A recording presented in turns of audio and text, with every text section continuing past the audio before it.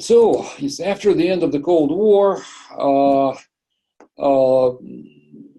We did not see deep reductions, all under kind of treaties. Yes, we've seen plenty of reductions, but mostly unilaterally, beyond maybe treaties or something. But overall, all arms control process faced a deadlock. And the deadlock continues up to today. Well, very different frameworks. The United States has always tried to address primarily nuclear weapons, and Russia wanted an integrative approach to include also missile defense and conventional weapons, as well as some other elements. And on all of these elements, it was a deadlock. So on missile defense, we don't have any serious negotiations, no way to compromise. Tactical nuclear weapons, well, they continue to be a very serious stumbling block as well. The United States wants to limit and reduce them. Yes, and Russia does not want to talk about tactical nuclear weapons unless the United States withdraws all of its own from Europe, and we already discussed conventional high precision advanced weapons there. So the deadlock really began quite a long time ago. It was, well, about 15 years ago that we saw it. So in the current form, elements even all in the 90s. So people who think that the current crisis in arms control really dates back to 2014 and the crisis over Ukraine, that's just not actually true. The arms control deadlock has existed for a very long time. The only thing that changed after 2014 was the tone of in which countries talk to each other. They no longer pretend, but yes, the deadlock was there. So the only positive news was the 2010 New START Treaty. As I mentioned, START 1 expired in 2009. The George W. Bush administration was not interested in negotiating a new treaty that would provide, well, that would be not just legally binding, but also contained strict limits, verification, transparency, and things like that. So that was done by the Obama administration. So yes, and that was a New START. It was quite a modest treaty. Nothing really, not really like a big step toward disarmament, but that was the treaty that restored the predictability and verification systems that expired with START 1. But also made verification simpler and cheaper. As I mentioned, that START 1 verification was very expensive. So here, it was similar, again, cheaper, building on the experience we had of implementing START 1. And New START was seen as a bridge, sort of as a vehicle that would provide the parties time to negotiate something new, more ambitious. Unfortunately, that latter thing never materialized. In fact, very shortly after New START,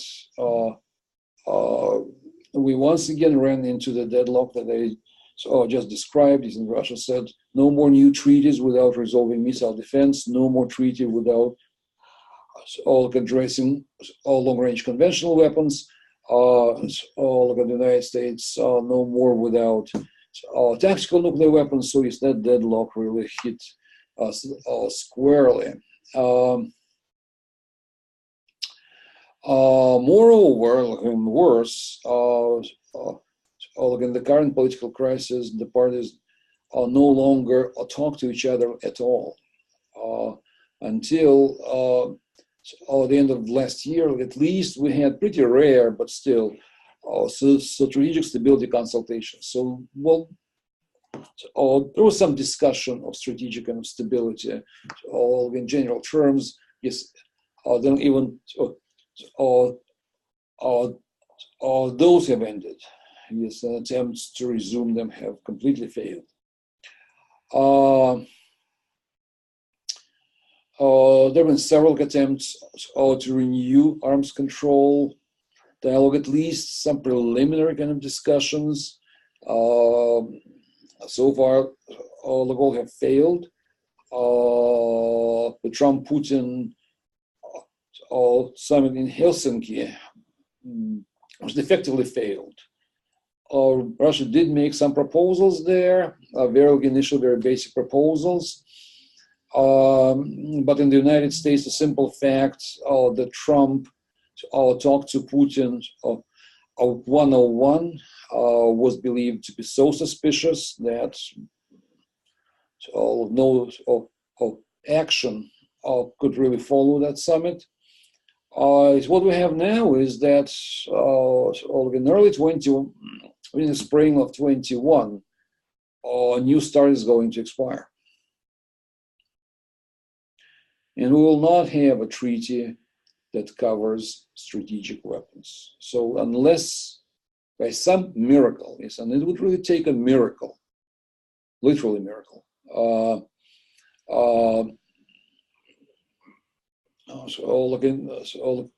the remaining 2 years, even actually less, the two parties succeed in negotiating a new treaty in 2021. For the first time since '69, we'll have an arms control-free environment, which is sad. Yes, INF, the treaty which really started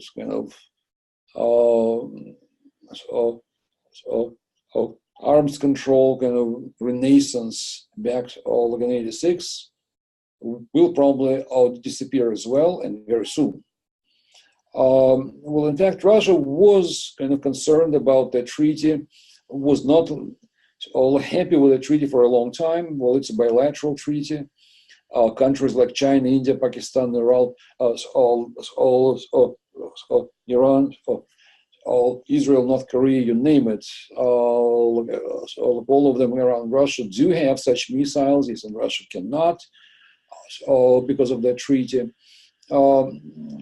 So in Russia, in the middle of last decade, there was a strong push to withdraw from it. Well, there was a debate behind closed doors, but by the end of 2007, that debate was resolved in favor of keeping the INF treaty. Not that Russia began to like it; it was simply seen as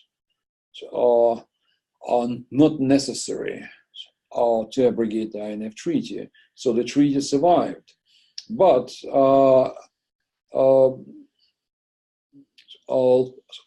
a few years later, in 2014, the United States publicly accuses Russia of violating the INF treaty, of creating a ground-launched cruise missile with the range that was prohibited under the INF treaty. The United States said that the violation began in 2008. Well, it's always like a big question, at least in my mind. If in 2007 they decided not to withdraw, why would they violate the following year? But okay, so that was what we have said. Is unfortunately the United States said almost nothing beyond the statement that there had been a violation. So for 6 years, parties simply traded accusations publicly. The megaphone diplomacy without revealing details, and without really trying to sit down and trying to resolve the issue. It was all completely political. And finally, last month, the United States actually Donald Trump announced the intention to abrogate the INF Treaty.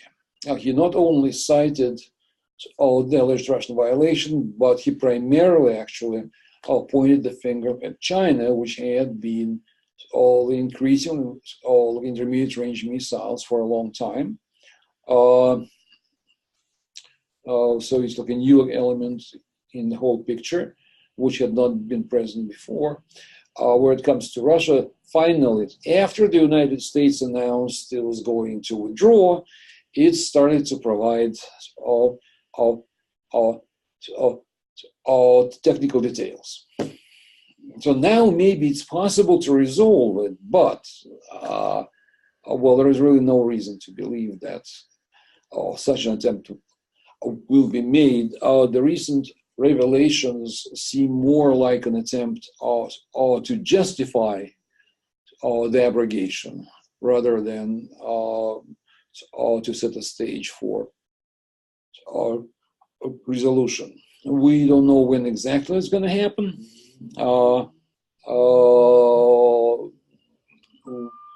Well, people talked about the United States actually formally announcing the withdrawal already this week. Well, of course, it would still be 6 months before the treaty ends. Yes, it's a waiting period there.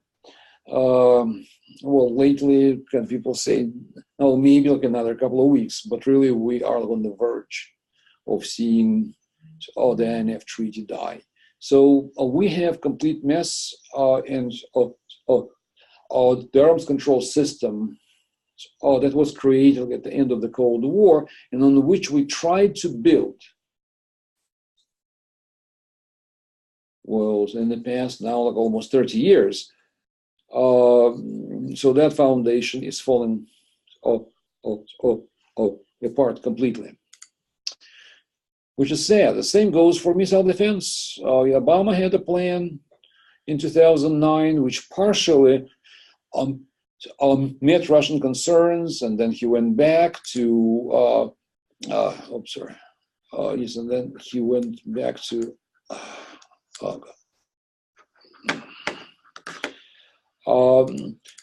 so yes, anyway, but not completely. So, the final kind of future stage of all Obama's plans became contested. So once again, we don't have a compromise.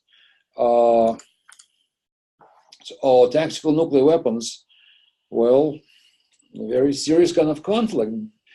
So like I said, that Russia wants the United States to withdraw nuclear bombs from Europe. Obama actually did think about it very seriously, but several new members of NATO, well, Poland and the Baltic states were particularly kind of public and strong about that, demanded that American bombs remained in Europe. So once again, we do not have any compromise here. Even seriously tried to resolve that. So what we have in the future? In the future, we have hypersonic weapons.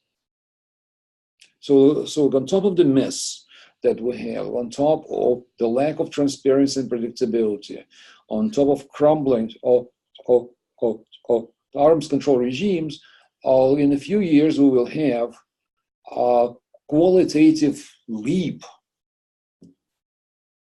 in delivery vehicles. And why I say it's very dangerous?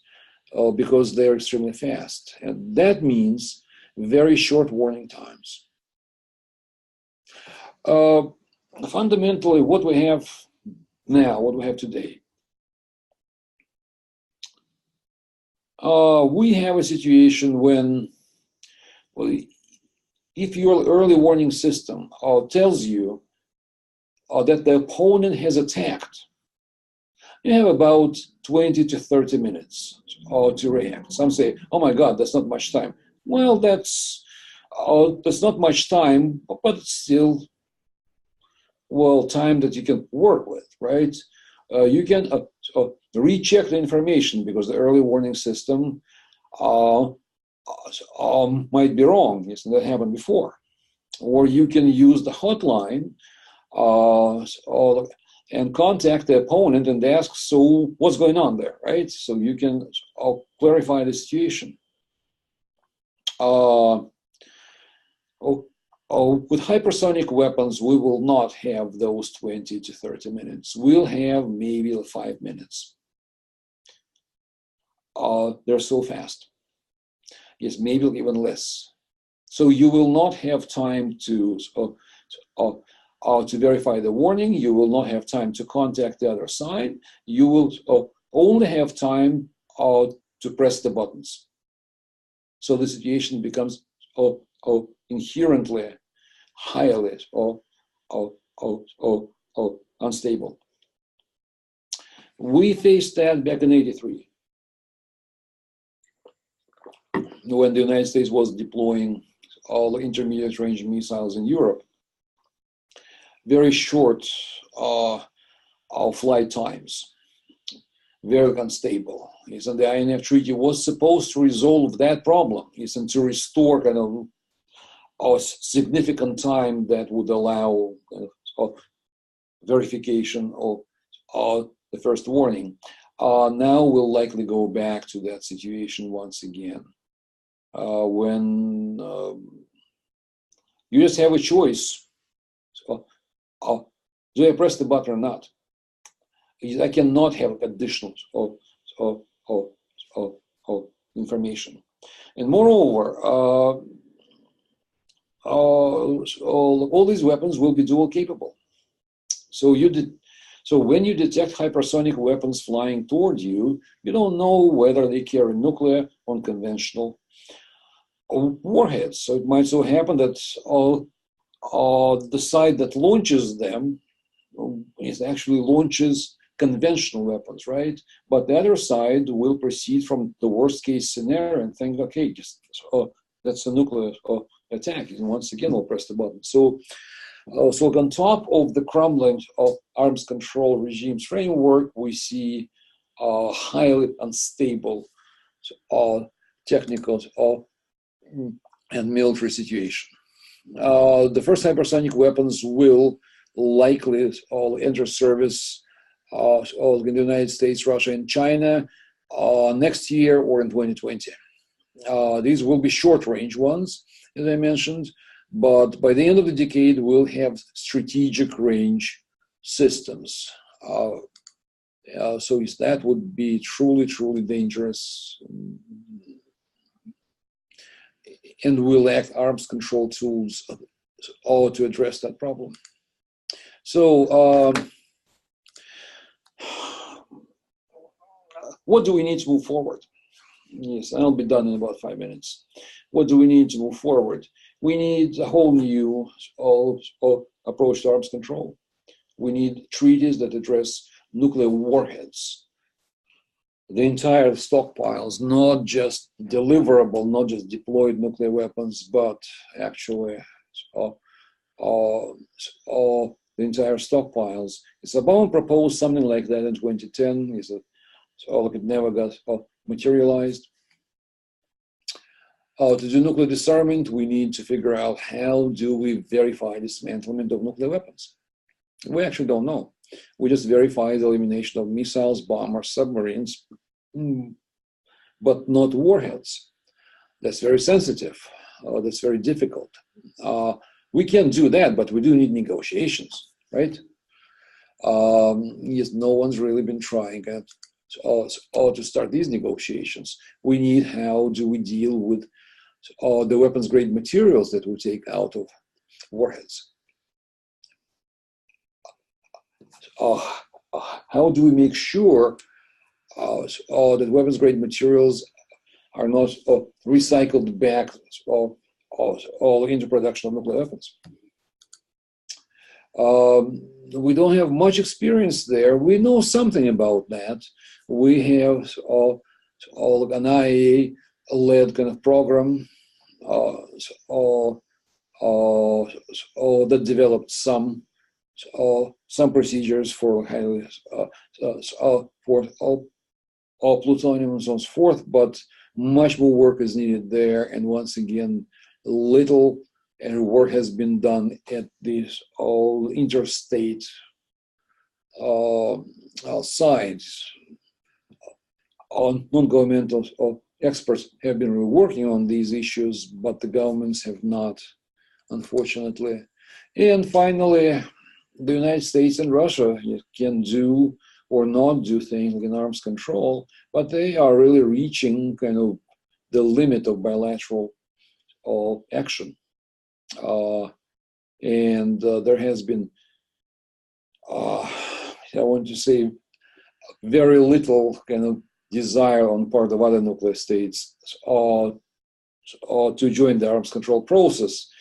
Well, but that would be too optimistic. It's all zero intention of other nuclear weapon states to join arms control. Yes, and the current Russian position is that already the next stage of reductions should be multilateral, in some fashion or one fashion or another. Yes, in the US position, well, we could still do one more round of nuclear reductions bilaterally, but then we must go multilateral. But so far, there has been no response from other nuclear weapon states. So as you can see, the picture is quite bleak. Yes, and I'm very sorry to leave you with that. Thank you. Okay. Okay, thank you so much, Nikolai. That was a very, very sobering lecture, but you gave a very important information. So since we are teaching this very difficult issue to high school students, I would like to try to, discuss a little bit more like a positive, although it's very difficult to find some positive element, but let's see and I think it's very important for them to really think about what kind of options they could come up. So today I saw I haven't read the news very details, but I saw some news article that President Trump mentioned that in the future, we may need to negotiate more nuclear weapons reduction or something. Have you seen that news today? I've seen, well, he did not say he wrote. Yes, it was a tweet. Well, it was a reaction to the fact that he canceled the summit with Putin in Buenos Aires last week. But the point is, well, it's just an intention, and isn't he said that before? And Putin said that before, and there's been some discussion. So yes, we need to sit down together and negotiate like something and discuss these things. But so far, there have been very few high-level meetings. Bolton came to Moscow once recently. That's all. After the Helsinki summit, there was only one high-level meeting. And the two parties so far have been unable or unwilling even to start strategic stability consultations, to resume strategic stability consultations. Well, these consultations are broadly imprecise. You basically just talk about how you see strategic stability, what you don't like about the other side, and so forth. So it's not even negotiations. It's like the pre-negotiation stage. But we have not been able to do even that. I would say that the key challenge here really is the vulnerability of Donald Trump. Look inside the United States, he is not really very trusted here, and any his contact with Putin or his administration's contact with Putin has really been very suspicious. And second problem is that his administration does include some very influential people who just don't like arms control.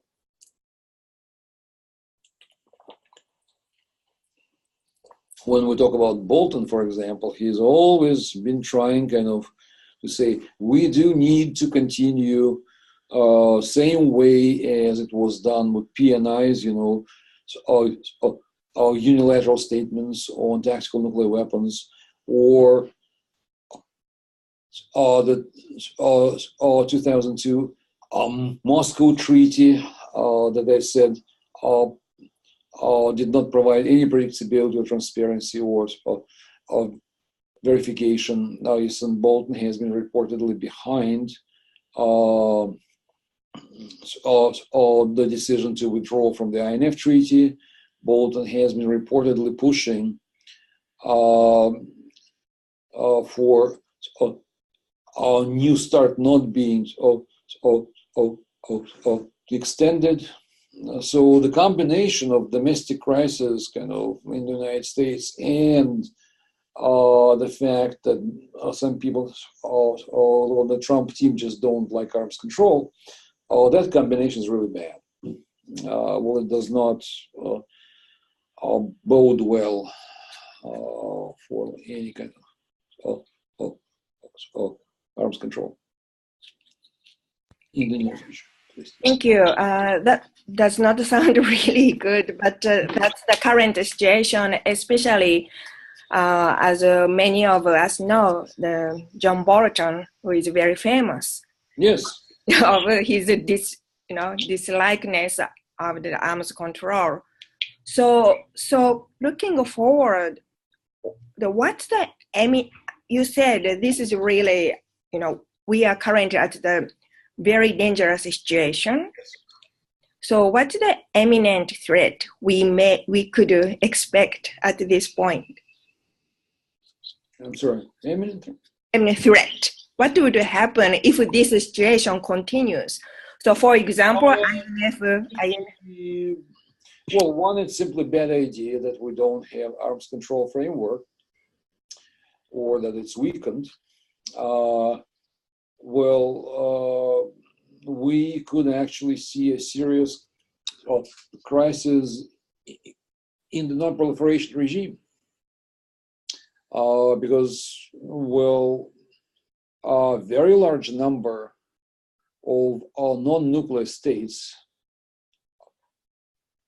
have signed the treaty to ban nuclear weapons. On the other hand, side, you have nuclear weapon states that definitely plan to keep nuclear weapons. So, there's a potential rift between them, and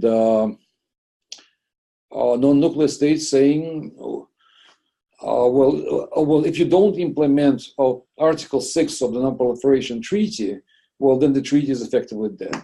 So we can have like a big kind of mess here.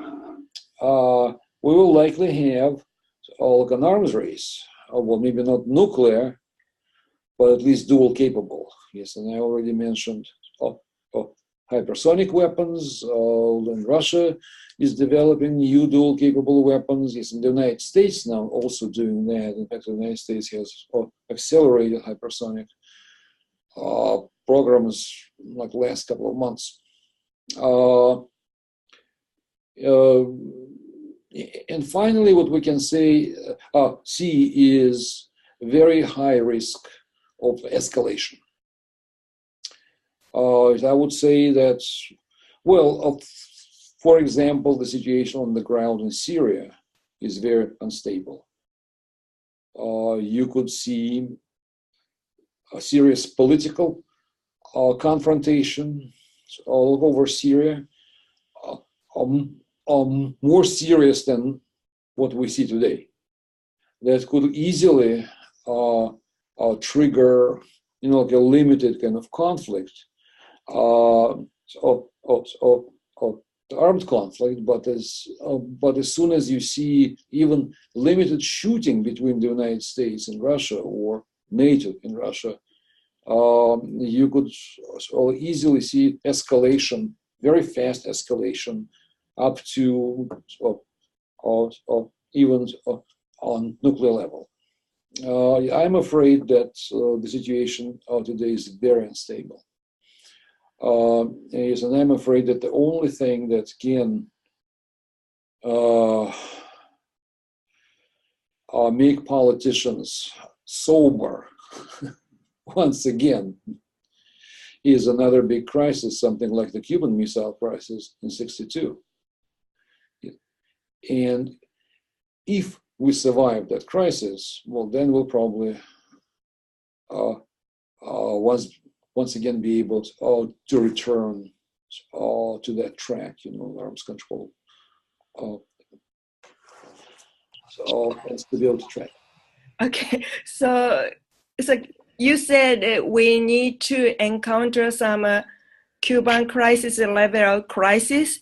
And I'm afraid that's the only thing that could help actually people start using their head once again. Okay, but no, I'm pretty pessimistic these days. I must say that I remained a cautious optimist significantly longer than many others, right? But yes, in the end, yes, even I became a pessimist. Okay, but during the Cuban Missile Crisis, we had a very credible team of experts surrounding JFK. But now, United States... And Moscow as well. Now we don't have such a team. No. I'm sorry. Okay, so... well, you know what? Was really simple. We must once again begin to fear nuclear war. Okay. We lost that fear with the end of the Cold War. We must once again begin to fear it. It's simple. Yeah, I think that's a very important point because we often hear the ignorance and this complacency really enhanced the current nuclear crisis and more difficult situation. So in order for us try to see the positive aspect, now we have so many issues that we have to be very concerned. So it is very to some extent, an opportunity to really, really think about this nuclear threat very seriously. So with that in our mind, do you have any advice for the future generations to work for the better or safer world? I'd say three things. One, don't count that nuclear war will not start